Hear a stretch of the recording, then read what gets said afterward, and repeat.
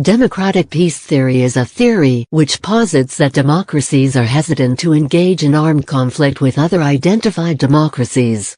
In contrast to theories explaining war engagement, it is a theory of peace, outlining motives that dissuade state-sponsored violence. Some theorists prefer terms such as mutual democratic pacifism or interdemocracy non-aggression hypothesis, so as to clarify that a state of peace is not singular to democracies, but rather that it is easily sustained between democratic nations. Among proponents of the democratic peace theory, several factors are held as motivating peace between democratic states. 1. Democratic leaders are forced to accept culpability for war losses to a voting public. 2. Publicly accountable statespeople are inclined to establish diplomatic institutions for resolving international tensions. 3. Democracies are not inclined to view countries with adjacent policy and governing doctrine as hostile. 4. Democracies tend to possess greater public wealth than other states, and therefore eschew war to preserve infrastructure and resources. Those who dispute this theory often do so on grounds that it conflates correlation with causation, and that the academic definitions of democracy and war can be manipulated so as to manufacture an artificial trend. Though the democratic peace theory was not rigorously or scientifically studied until the 1960s, the basic principles of the concept had been argued as early as the 1700s in the works of philosopher Immanuel Kant and political theorist Thomas Paine.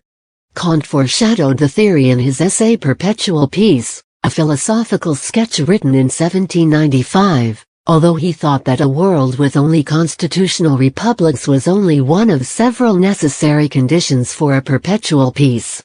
Kant's theory was that a majority of the people would never vote to go to war, unless in self-defense.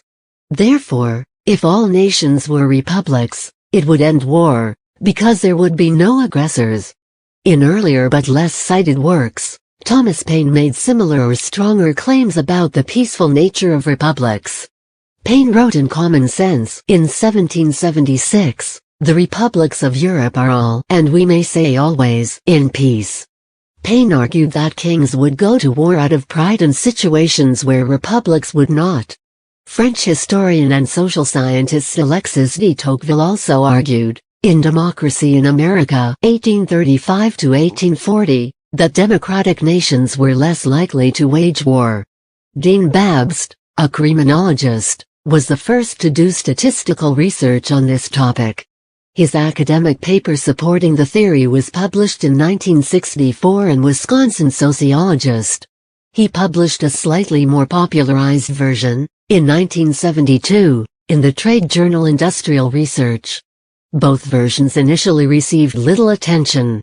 Melvin Small and J. David Singer 1976, 50-69 responded. They found an absence of wars between democratic states with two marginal exceptions, but denied that this pattern had statistical significance.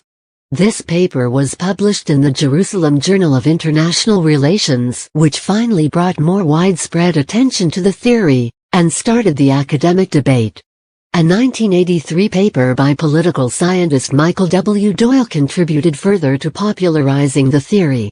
Rudolph J. Rummel was another early researcher and drew considerable lay attention to the subject in his later works. Maoz and Abdulali 1989 extended the research to lesser conflicts than wars. Bremer 1992 and Maoz and Reset 1993 found the correlation between democracy and peacefulness remained significant after controlling for many possible confounding variables. This moved the theory into the mainstream of social science. Supporters of realism in international relations and others responded by raising many new objections. Other researchers attempted more systematic explanations of how democracy might cause peace, Cochler 1995, and of how democracy might also affect other aspects of foreign relations such as alliances and collaboration, Ray 2003. There have been numerous further studies in the field since these pioneering works. Most studies have found some form of democratic peace exists, Although neither methodological disputes nor doubtful cases are entirely resolved, Kinsella 2005.